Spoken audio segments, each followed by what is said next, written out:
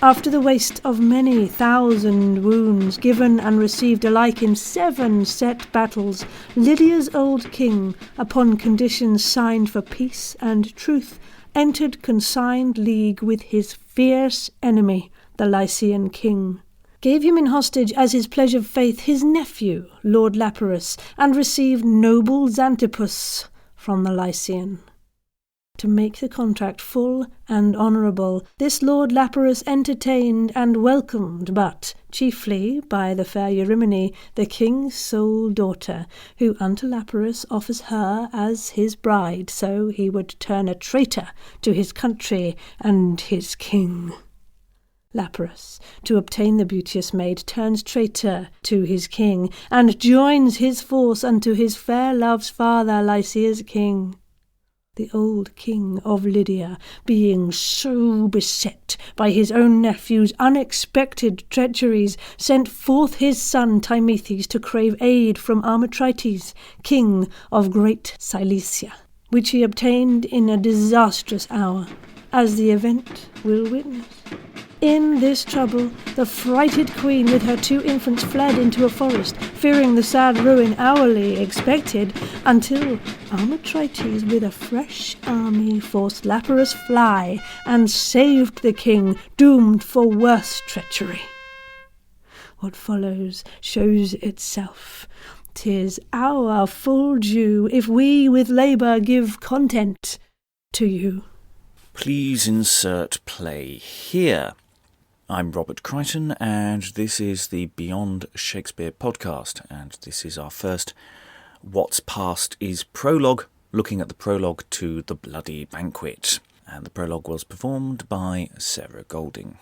Sometimes a prologue isn't actually a very good advert for a show. I mean, The Bloody Banquet is an interesting example where the text is all about explaining the plot, and there's a fair amount of past plot going on. And it sounds all a bit fiddly. You have all these names being thrown at you that you're just not going to take in, frankly. So Lydia, Cilicia, Laperus, and noble Xantippus, and Armitrites, the tyrant, and Timothes, and they all just blow into one another.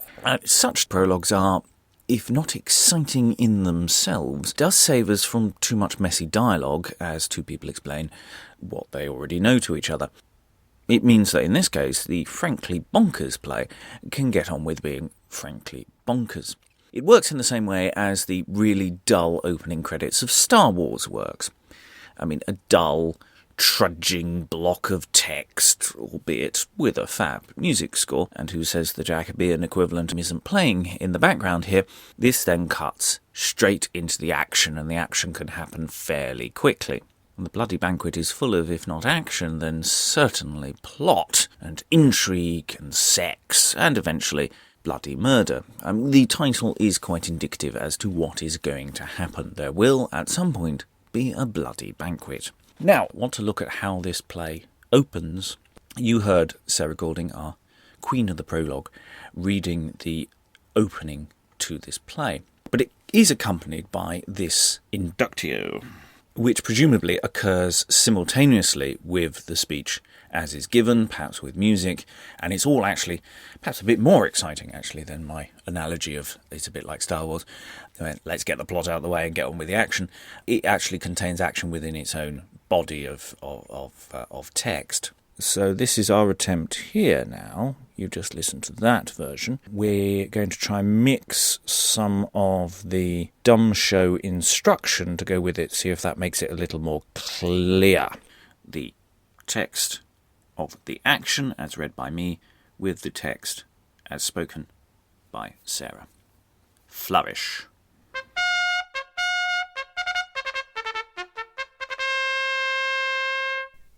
After the waste of many thousand wounds, given and received alike in 7 set battles, Lydia's old king.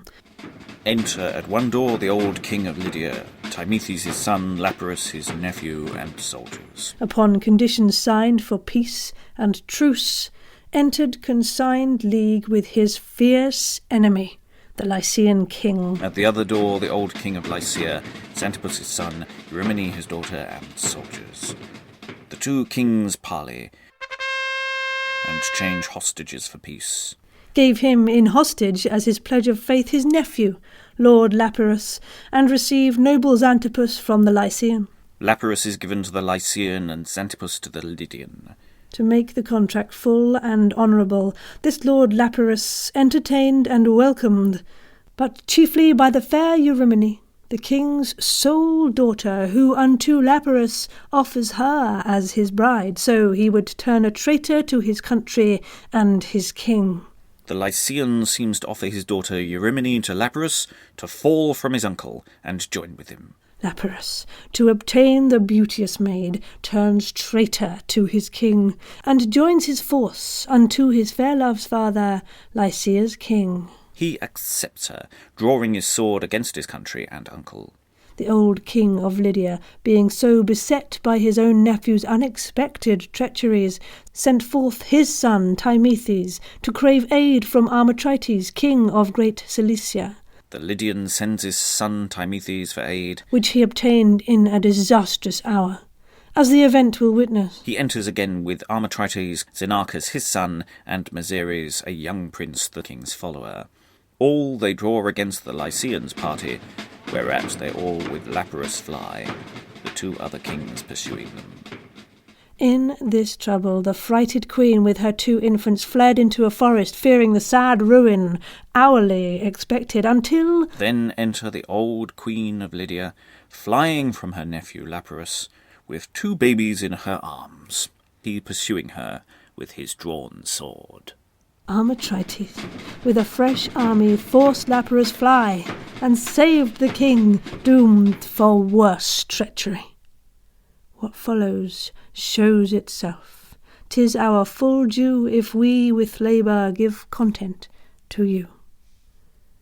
We then get a little description of dumb show action before any dialogue actually happens. So the first scene, the two kings enter.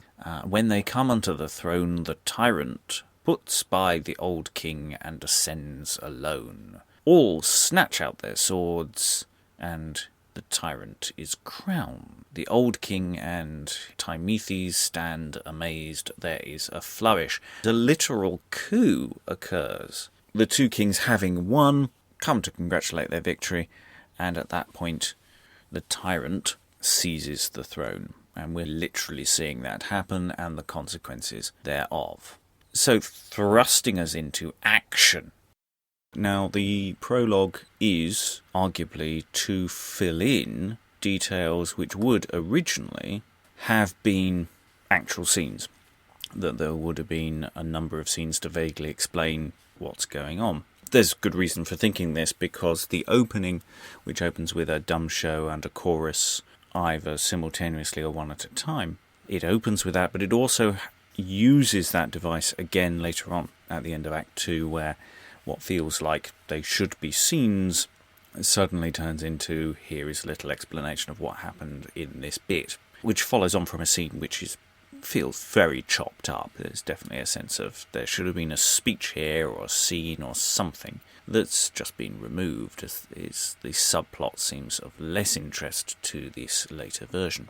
It might be a case that the reason why the play opens with an Inductio and a chorus, a dumb show and a chorus, is because actually that was clearer than perhaps the original scenes were, that those scenes just never worked. It was all a bit of rushing around, who's who, don't really care, and just having someone come on stage and said, right, this is the setup, now let the play proper begin, may just have been a better way, rather than suggesting that the play is somehow damaged by later rewrites and cuts.